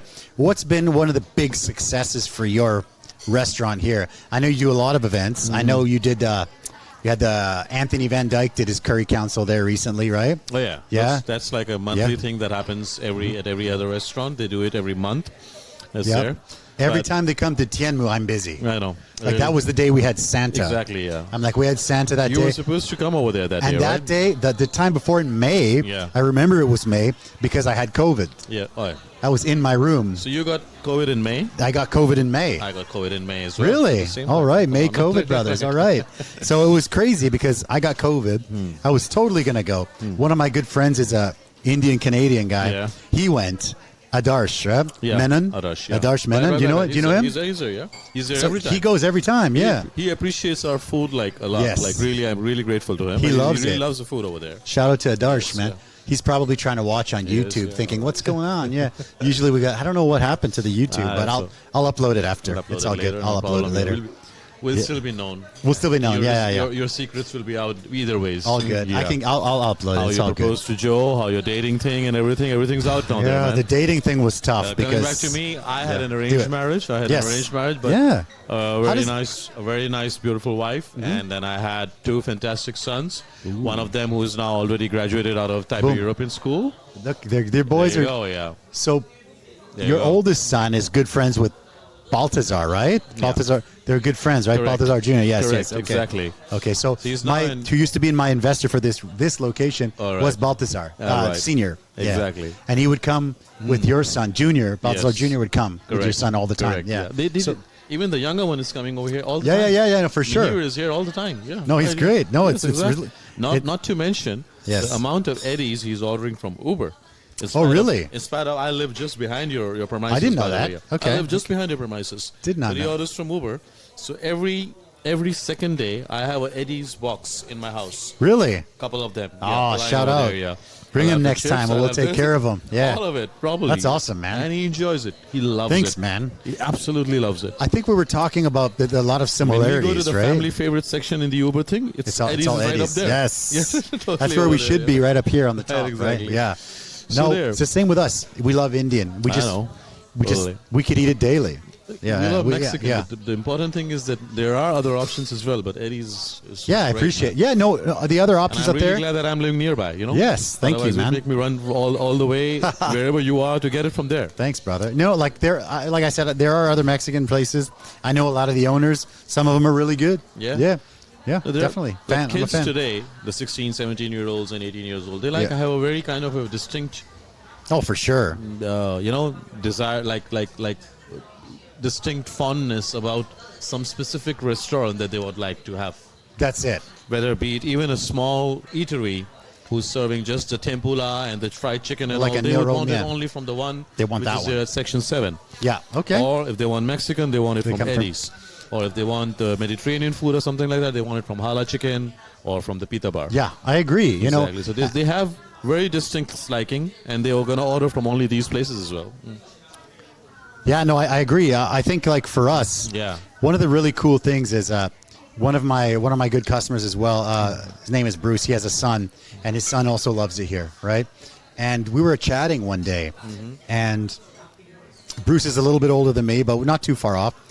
His son is a little bit older than my daughter, and he goes to American school, and they love Eddie's, right? So his son asked him, because he also went to American school, Bruce, right? He asked his dad, did you guys always come to Eddie's when you were in the American school? All right. And his dad was like, what? Like Eddie wasn't even in Taiwan, you know? So, right. So it's really cool. And one of the really cool things is, you know, when sometimes people don't know who you are, and they'll just kind of be walking. Yeah. And they'll be like, especially Taiwanese even, they'll be like, oh, we're going to go to Eddie's. Oh, meow-chu Eddie's, you know? And they don't know that I'm Eddie, right? They just are kind of, when I hear this, it's a cool thing, man. It's a nice thing, right? It's a really cool feeling, and it gives me hope. I think that we definitely are going to expand and last. There's a couple things I need to fix, but yeah, that's the plan. Last time I was at Magi Square, there were a couple of girls who came over to me and they said, "You're Jehu's boss, right?" There you go. That felt good. I said, all right, we're watching the England-France match. Okay, yeah. And one of our frequent customers. Beautiful. She immediately recognized me. That's great, the man. The match was over and she said, "You're Jehu's boss, right?" That's great. Said, it's a great feeling. Yeah, right, exactly. Yeah. She was not sure which one I am, like I'm Gary or I'm Jay. Okay. I said, but I've seen you there. You're one of the bosses, right? I said, yeah, I'm one of the bosses. It's cool, right? Selfie and all and everything. That's awesome. It on the site and everything. Tag the restaurant. Tag the restaurant. Yeah. No, it's cool because people. It's funny because Taiwanese and even Mexicans that I'm not super close with, but we chat. Yeah. They will call me Eddie's. Oh, Eddie's, ¿cómo estás, man? Eddie's, ¿cómo estás? You have the. I have the apostrophe S glued. It's glued to my name. You got to patent it over here. Yeah, it's glued in. No more Eddie's. I got to put it in my passport. You're plural. Taiwanese people plural, dude. will be like, hey, Eddie's, ni hao, Eddie's. And I'm just like, yeah. So it's a cool thing. It sounds cool, by the way. Eddie Esse. Eddie Esse. Yeah. Okay, I'll take it. Yeah. That's the jefe, man. That's Eddie Esse. That's right, brother. You know. I really have some plans to blow this bad boy up, and that's kind of like my life's work, you know. So we gotta make it work, right? Absolutely. So what was? Tell me a little bit more about when you had all of those locations. Like, did you guys have a central kitchen? Let me just pick your brain a little bit. Like, did you bring chefs from India for each one? So how is that? Because for us, business is actually great. But the toughest, like we close Monday, and people are like, why do you close Monday? And the reason is because we just can't find enough people to work. Yeah, right. I know. So what is the secret? Like you at one point had so many. So what's the thing was that when we started in 2012 with the first one, Fusion Asia. Yeah. So that was the beginning. And me and Jay had to travel to India to get our basics right, the fundamentals right. Yep. Like we want to really start it. We need to know. Where do we order all the groceries from? What do we import? And how do we get it? What licenses do we need to apply? And when we get the premises, how many chefs do we need? How many would be enough? Would it be 3, 4? How many? And how many can you really get in terms of the paperwork and all that? Yeah. Because there was one thing that was sure for me and Jay is that we wanted to do everything by the book, completely. You have to.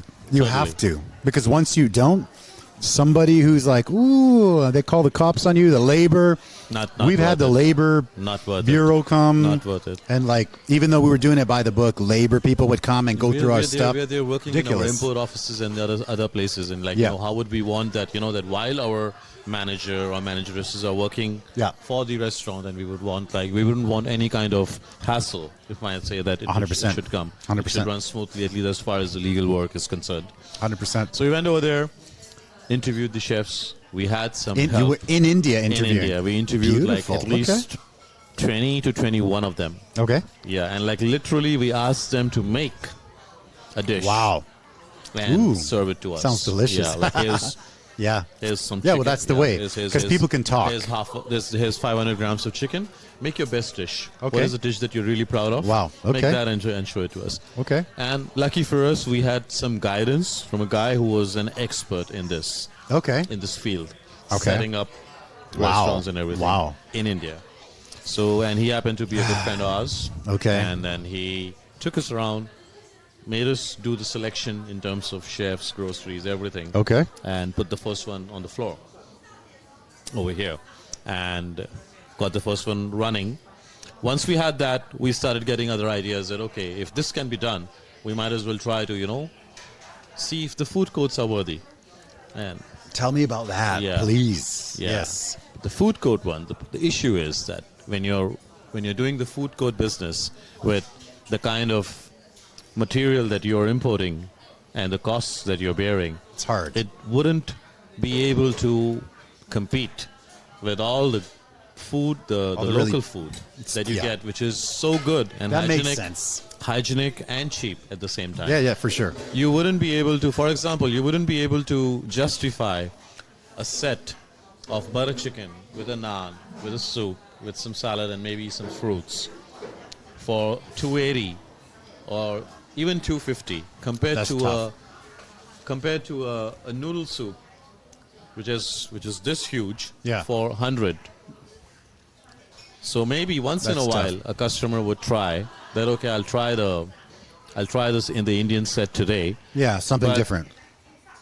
5 out of 7 days, he would still be having the noodle soup or the Thai soup. And 100 stuff. That's it. It's tough. So that's the way kind of the food court kind of stuff made. Do they take they must take, I'm just picking out, sorry. Yeah, sure. They must take, the shopping malls, they take some percentage or something, right? A huge one, right? Huge. Yeah. Exactly what Uber takes. Oh, that big, huh? Yes, 35. man, that big. Right. Oh my God. So basically, so you're not, yeah. Okay. So you're aware of how much Uber is taking. Exactly what Uber 35. takes. I lose 35 to Uber. Yeah, 35. That's exactly what they take, and that's exactly how it works out for them. So eventually, you'll see that you will not be doing the numbers.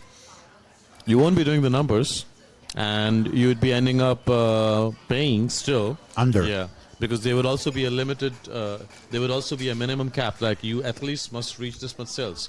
But how do you reach that much sales? So that's tough. This is one of the things that we realized with experience. Okay. And it's a good thing that we actually got to try it out. Yeah. And then find out that, okay, this is the way it's not working for us. And probably we need to do it just focus on giving the best authentic possible experience to people when they come to your restaurant. Yeah.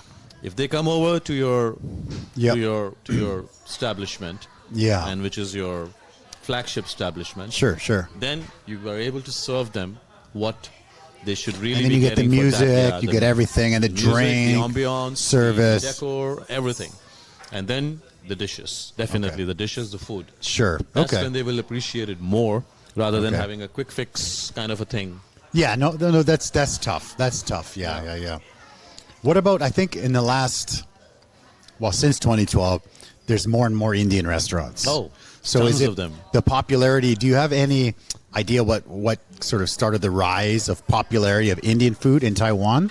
Is it curries or is it, my theory was always kind of like Japanese have a curry, right? I don't know. But the way I see it, I think I would like kind of link everything that's happening in the last decade or decade and a half to for me it makes sense that this is what has happened, that we actually see that the arrival of, you can say, or the rise of information and technology industry has also happened in terms of smartphones and stuff. This 2005 and beyond. Once that happened, the job sector, if you see, it exploded with all these new IT jobs which are available, and all these big new companies, they came up. Which kind of made the world travel around a lot. So do you think there's an influx of Indians because of that? Or? No, I would say it's the Taiwanese people who probably never had a chance before to go out and explore to a place like maybe London, Singapore, New York, or India for that matter. They had to travel for work or for pleasure, either ways. And they got this chance to try out the cuisine. Once they tried out the cuisine, they said, all right, this is good. And I would like to have this if I have it in my country as well. And that kind of made people more aware about the Indian food. Otherwise, I don't see any reason why 8 to 10 restaurants suddenly now is maybe in more than 90, including small eateries. Is it that many? It's No, that really? many small eateries, including all of them. Wow. Yes. I have a friend who actually did a count. Really? Yes. Oh, wow. Okay. I know it was growing, but I didn't know it was that many. It's grown like crazy. Okay. You'll find it everywhere. So do you find it like... But many of them would probably be not as... of course. Oh, this I know. Because to create that kind of authenticity, the flavor and everything, you need the resources. It's not that they can't create, but they wouldn't have that space maybe, or that expertise probably. There's a difference between... somebody going to India for 2 months, coming back, opening a restaurant, or somebody who's Indian who grew up eating and smelling and tasting that whole thing. Yes, there's a big difference. Exactly. I mean, there's even Mexican things pop up. Right? But let me tell you one thing. The passion by which they are like if they really like something, and they want to recreate it, and they want to let Taiwanese people try it as well. Yeah. The passion is pretty much there. That they want to create that thing, and they want to serve it. Gotcha. Nicely. No, and everything. I think I love it here, and I think that one of the cool things is when you interview people, when you have local staff, they always, one of the things that their goal is they want to have their own coffee shop or their own restaurant or their own business. So I think it's a pretty entrepreneurial thing. It's definitely tough and when you open your own. They want to try it. Yeah. People want to try it. Even all the new Indian joints which I've opened, they mean good. They want to really do it proper, and they want to really serve whatever the dish that they are proud of. Yeah, no, it's good. I think it's good. Do you find that with the rise of the Indian restaurants, does it help, hurt, or doesn't affect? Let's say your business. It always helps. It helps, right? It always helps because if there are more Indian restaurants and people are trying more Indian food, it is actually increasing the popularity of the Indian food in general. I agree. So when the Indian food in general is already becoming popular, the next time somebody wants to Google and he finds out, okay, I want to have Indian restaurant, I want to have Indian food. Yeah. And if he sees the list, he's going to try every one of them on the list one day or the other. True. And that's true. Eventually that's going to bring him to as yours. A customer to mine, to the one next to us, to the one next to us again. Yeah. And to other places as well. And I mean, like, this is what food is all about. Let him try. Let him try. Places. Let them choose. And let him choose which one he likes the most. Agree. 100% agree. This is the thing that I totally believe in. 100%. I know most of the owners of the other Mexican restaurants. Yeah. And I've had a lot of my customers try theirs. They like ours more. Yeah. Or I also have 1-star reviews because they like another restaurant more. Correct. Yeah. But that's the way it goes. That's the way it is. Totally, we do what we can do, and I think one of the differences is I have some really close friends that have Mexican restaurants here as well, and everybody's always like about helping each other, which is nice because that's a little bit new. That's great. That's new because when I don't want to say I was the first, but I was the first kind of Mexican-ish Canadian guy to open a stand. That was 15 years ago. At that time, there was for example, the Mexican embassy would come once in a while to eat, but I remember talking to the head. He's gone, so it doesn't matter, if I say Hua Hua or whatever, right? So he's gone, but he would come and he would eat, and he would be like, you know what? All these times I come here to eat, go ahead, dude. That's Chipotle. Yeah, Chipotle. I love that. All these times I've come here to eat and we chat, but I never see you in the embassy, right? And I'm like, well, because I have a Canadian passport, so I don't have to go to that one. And he was kind of like, oh, you don't have a Mexican passport? And I was like, no, I don't have it. And that was it. He never talked to me again. He never came back and stuff. It was just weird. There's really weird instances. You didn't feel like you're. Yeah. You didn't recognize that this is the roots are the same. No, you would think so, but there's a certain kind of people that are like that, and it's a bit sad. But right now, there's some good places popped up, and I'm pretty tight with the owners. And for example, Fonda Mexico downtown, he used to come to eat all the time. I helped him set up his place downtown. I sold him some stuff. I gave him a whole bunch of equipment from when I closed the other restaurant, so he could open his restaurant. And he's like, what should I give him? Like, nothing, man. I think the last do your time, thing. I we think love the last you. time that you mentioned that you went when you made your trip back home. Yeah. to Mexico, I think. Sure. Yeah. You got the tortilla maker, right? Yes, that's right. Yeah, you got yeah. a custom-made tortilla maker. I did. Yes. Tortillas at Eddie are made with a custom-made tortilla maker. That's what I came to know when last time Eddie told me about it. That's right. Flour and corn. We do flour and corn here, so it's good. Yeah. Exactly. So we do. I know we just try to help each other, and yeah, everyone has a different style of food, and yeah, just be nice. I always think, just be nice to everybody, and that's cool. And one of the things that kind of changed my perspective was when I started, I still read, but when I started, I was just like reading Rich Dad, Poor Dad, all the business books that I could read. Did that right on. And there was one quote, I can't remember from where, but it said, worry about your customers, not your competition, right? So exactly. When that clicked in my, because I always thought that makes so much sense, right? I always thought that that makes so much sense. There's no point that you have to look outside the window. Why am I looking at Chili's or something when people are here eating? Take care of the people that are here eating. Make sure they have a good time. They're going to come back. Correct. Right? So when I always thought that, but I wasn't able to put it into words until I read that quote. And I was like, oh, perfect. That makes so much sense. Yeah. That's so really... that people come, make sure they have a good time. That's it. That's what I think, man. I think that's pretty much the essence of running a food industry. Exactly. Being in the food industry. Exactly. You really exactly. Take care of the people who are here right now. They're having a good time. They're eating. They're having a good time. Exactly.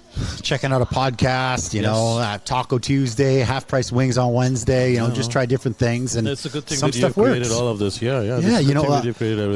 We used to do like all you can eat tacos on a Thursday. It didn't really work. So we just keep trying different things. Right now, what we do is on Thursday, kids 12 and under, they get a free meal. Free kids meal. Awesome. So they come in. If the parents come, parents get their main, That's and the kids get on Thursday. On Thursday, kids eat free. Yeah, kids eat free.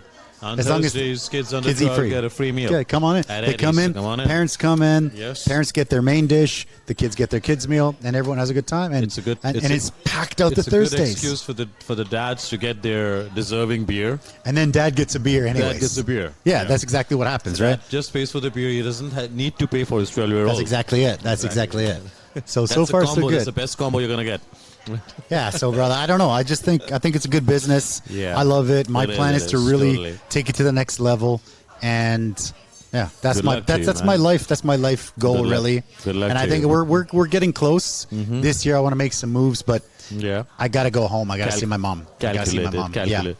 Yeah. Jeez, man, I'm going home to see my mom. I miss my mom. A big mama's boy, man. I'm a huge mama's boy. So I got to go home. She taught you all the cooking, did? She did, yeah. Whenever there was an issue, I would just call my mom. And my mom told me, you know what? If you're going to do it right, it's way too much work. Don't open the restaurant. Right. And I said, but we did it, and we do it right. And it's been pretty good, man. It's been pretty good. Yeah. Fantastic. Let me ask you a couple rapid fire questions here, just for fun. Yeah. You ready to go? Okay. I hope they're not as fiery as the Chipotle wings, is they? Oh, yeah. Right, it is. All right, number one, typical breakfast to get you started. Eggs. Eggs. Okay. Different forms. Yeah. Omelette would do me good. Scrambled is fine. Boiled is good. A little healthier version on that. Okay, nice. And Indian breakfast as well. Oh, now you got to tell me what's an Indian breakfast. Upma and poha. Okay. Yeah, these two, they would recognize what it is. Nice. Summer or winter? Winters. Winter, really? Okay. You know why? Summer's too hot in India. Summer's too hot. It's too hot in Taiwan too. It's too hot in Taiwan as well. That's true. I grew up in a place where it used to be 45 and 48. Oh, okay. So 36 over here shouldn't matter. It shouldn't matter. But why it's winters is because you get to drink rum and coke. Okay. We'll take that. Well, libre, senor.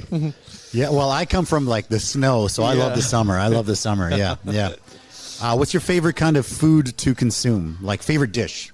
Favorite dish?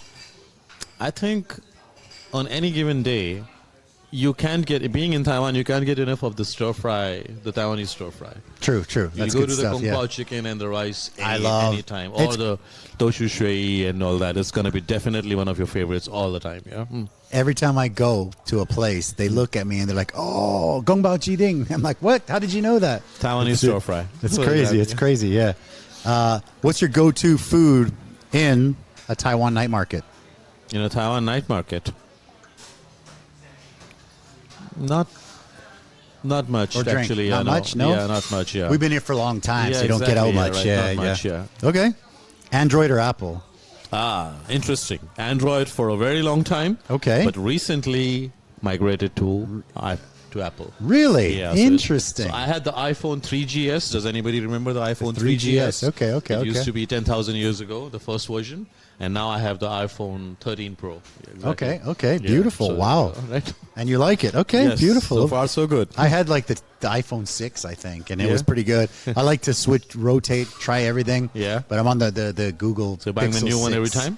Just kind of when my phone dies, I would buy a different brand. All right. But I'm on the Google Pixel, the 6 Pro. So you're actually that's pretty good. You're like switching between Android and iPhone. I was, but now I'm pretty happy with the Google right. Pixel. Yeah, it's pretty good. Yeah, That's cool, man. My wife is all Apple though. All Apple. Yeah, all Apple. Yeah. Do you have a favorite content creator or YouTuber in Taiwan or elsewhere? You watch YouTube at all? No? Content creator, probably not that much, but I'm a real big fan of stand-up comedies. Okay, cool. So quite a few subscriptions I have for them, but it would be... What's his name? I'm talking about the stand-up comedians from the Indian section. Okay. Yeah, so there are like quite a few of them. There's Russell Peters is coming here, right? Russell Peters is coming. You're I'm check it out. booked. Yeah. I'm already booked. Beautiful, I got the ticket already. Nice. So there's Akash Gupta, there's Gaurav Kapoor, there's Anubhav Bassi. These are all these guys. Okay. They're touring all around the world. Would they make the trip out here? You think? They probably. Beautiful. I hope so. After That'd be Russell, great. probably we could get them as well. Well, now people are coming, right? That thing's open again. And Veer Das, the one who did the show in the US recently. Okay. Landing for India and Veer Das landing. It's on Netflix already. Yeah. Okay. Beautiful. So a big fan of stand-up. Okay, that's good. Yes. Have you ever thought about doing a stand-up yourself? I hope one day. One day, bucket list. We can make it Eddie over here, right? Okay, let's do it. Yeah, stand up. We can do it. Yes. It's on my bucket list. Got it, man. All right. Do you have a favorite city in Taiwan? Taipei has to be it. Taipei. All the time here. Area? Any area? Tianmu. Has to be Shilin and Tianmu. Shilin, Tianmu. Yeah. This is our thing. Yeah, totally. You can't get out of Tianmu. Tianmu's what's up. 28 years over here. That's it. Really? Yeah. Tianmu. Okay. Wow. Tianmuite. I'm a Tianmuite. Tianmuite. Yeah. Let's go. Yeah. Favorite movie? A big fan of the Top Gun franchise as well as the Rocky franchise. Oh, wow. Okay. Rocky and Top Gun, all of them. Quick question on movies. Slumdog Millionaire. Yeah. I loved it. Was it big? It was big worldwide, but was it also big in India or not at all? It was big in India, but India then as well? it also had that backlash because of many of the people Stereotype thought and that they're showing the bad poor parts? and the slums and all and everything. But I personally didn't have any issues with that. Gotcha. I mean, like that's there. So Gotcha. Well, if it's there.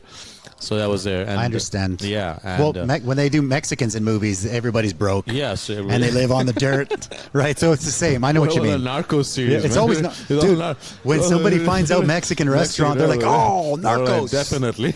Oh, the two This things guy they must think be related to El Chapo, right? to me, they're like Narcos, El Chapo. I'm like, well, not really, Exactly. but okay, yeah. And then Slumdog Millionaire does have that song which is directly relevant to our restaurant. That's right. Yes. Jai-ho, that's the way it is, man. That's what. Yes. I didn't make the connection until There's the now. connection, man. There you go. Okay, so then. See. Okay, big. Okay, beautiful. Okay, dream job, or are you living your dream life? I would love to be a professional sports person. Really? Yeah. in Cricket, any field. maybe? Yeah, cricket, Okay, table okay. tennis, anything. Okay. Tennis would have been loved to if it would have gone to that level, probably. Okay. Could have, but It's tough. yeah. How's the sport level? What's the top sport? Is it top sport of cricket in India? India, That's the cricket top. is a religion. That's it's the top. a religion. Okay. Yeah, It's pretty like much. soccer in Brazil. Totally. Yeah? Yeah. Okay. The money involved is too big. It's big, really. Okay. I have no idea. I don't know anything about cricket. The cricket governing body that we have, BCCI, Yeah. is the second most richest sports body in the world after FIFA. After FIFA, really? Because Can you FIFA. imagine how big they Wow. are? Okay. Yeah. Well, there you go. Okay, beautiful. Last one. Do you have a most inspirational person in your life? Most inspirational person in my tough life. one. Okay, End it with a tough one. Real world over here. I think I will have to say it's my elder brother. Okay. Yeah. Okay. I think he's a role model for me, and he's done stuff. He's achieved in academics as well as in personal life. The way that he has carried himself, what all he has done for his parents, for us. Okay. The way he has been like a guiding figure for us, all of us. Okay. Wow. That's something that I really look forward to. He did his medical from Rajasthan, which is a state in India. Okay. And he topped the state with Wow. 9 gold medals. He was 22nd merit in India. Okay, wow. And he did his MD from a very renowned institute. Oh, wow. So did my sister-in-law, and now together they are running a clinic over there, as well as being associated with 3 top hospitals over there. So that's something. And wow, okay. Doing all that and having a very, very scheduled, organized life routine. Okay. In which he got time to do everything. Sports. Okay. Taking care of himself. Mm-hmm. His own development. Everything. Okay. And that's something really. So it would be my brother. Wow, yeah. that's amazing. Yeah. Do you have many siblings? It's him and my sister. Okay, so 3. Both okay. of them are elder to me. I'm the youngest one. Okay. The most spoiled one. You're the baby. The most spoiled one. Okay, Yeah, absolutely. okay, Yeah. okay. Get a dinero, So they said, send him to Taiwan. His uncle fixed him up, man. mi bebe. That's crazy. There you go. Beautiful. I'm the spoiled one, yeah. The black sheep and the spoiled one. That's Both ways, yeah, right. Well, it's funny because my family, my small town, my sister was the one who really did well in school, and I have older cousins and stuff, and all of us were not good in school. So by the time, small town, long story short, by the time we would all go through the same high school, by the time we got there, my sister was like the white sheep in like the black sheep family. Yeah, it's crazy. We got one more question here from the audience here. Hold up. This might be a crazy question, but as for an alcoholic drink recommendation, what Mexican alcoholic beverage would mix well with an Indian alcoholic beverage? Oh. Can you make 2 of those drinks tonight? Oh, shoot. Okay. Fusion, man. He's asking fusion. I think over something here. tamarindo. I think tamarindo is beautiful. With, some kind of a tamarindo, Because we would do it be a gin thing or a rum thing? It could be gin. Would be a gin thing, yeah. Could gin with agua de tamarindo would actually taste. That sounds delicious, Yeah. Ooh, I'm going to have to do that. That sounds good. A dry gin, a really good quality dry gin. Okay. With agua de tamarindo. Agua de tamarindo. Yeah, maybe a dash of lime as well at the same time. Ooh, we're going to have to try that. That sounds good, yeah. Yeah. Brother, was there anything that I missed that you want to hit on? I have one more small question before you say that. Yeah. If there was a biography movie about you, who would play you? Whoa. Ooh. Jesus, a biography being made A biography made about I think I still Girish. and I still need to achieve quite a bit in my life. Who do you want to play you? Who would like? Doesn't know right now. Matthew Perry in his older years, like Chandler from Friends. Yeah. Okay. I would Yeah. that character, somebody from that. Really? Like funny and humorous and all the time, cracking jokes and all that stuff. Okay. Somebody who can Somebody's replicate just that happy, kind of a wife. Okay. And would be the perfect person Super to play cool. me. Super cool. That would be fun. Okay. Yeah. Very cool. There you go. No, that's cool. Yeah, I always wanted to ask that one. Yeah, cool, man. Again, like I was going to say, is there anything that we missed that you want to hit on? I think the life is still an ongoing story, and For sure. I think I'm enjoying it every minute of it, every moment of it. And today, one more moment got added to it. That yes, sir. Being absolutely an enjoyable experience. Being here at Eddie's. Eddie's. He's plural now. He's not one. When they get the cloning thing correct and proper one, he's going to be cloned the first one. He's going to be Eddie's in real sense. Because I'm Eddie's. And, right? So it was really a pleasure being here, Eddie's. Thank you, brother. Just call me Eddie's whenever you see me, guys. Yeah, appreciate it. Absolutely a pleasure being here. Thank you for the food. Over here. I'm going to pig out now that we're done. But yeah, definitely awesome food. Yeah. Don't forget to check out Ho in Tianmu. The description has a link to the restaurant's Facebook page. If it doesn't, I don't know what happened with the YouTube. Sorry about that. We'll fix it in a second here. But yes, right behind the Shenkwang departmental store, you will find us over there. Ho, fantastic food, fantastic people, and indulge. Thank you. We'll see you guys next week. Bye bye. Thank you very much.